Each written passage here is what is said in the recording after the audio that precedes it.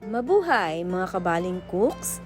For today's video, magluluto tayo ng pampahaba ng buhay, ang gisadong gulay at daing na bangus. Para po sa ating gulay, meron tayong carrots, sayote, bagu beans, at celery. Para naman po sa ating mga ingredients, meron tayong bawang at sibuyas, meron din tayong pakpak at atay ng manok, meron din po tayong balon-balunan, at first time ko pong gagamitin ang ready to use na giniling. Para po sa ating pagluluto, magisa ng bawang, sibuyas, at gisa-gisahin. Kapag nagisa ang ating bawang at sibuyas, unahin nating igisa ang ating chicken wings. Hayaan nating magisa at masangkutsa ang ating chicken wings at isunod na natin ang ating atay at balon-balunan.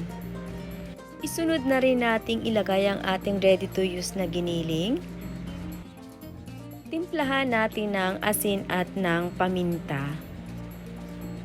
Muling gisa-gisahin at sangkutsahin ang ating mga ingredients.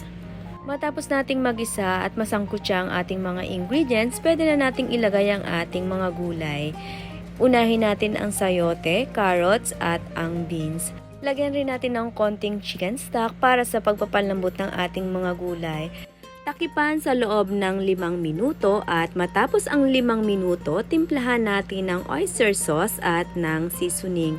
Muling takipan sa loob ng 1 minuto at matapos ang 1 minuto, halu-haluin lang natin mga kabaling cooks at ready na nating ilagay ang malambot na gulay, ang panghuli nating gulay, ang ating celery.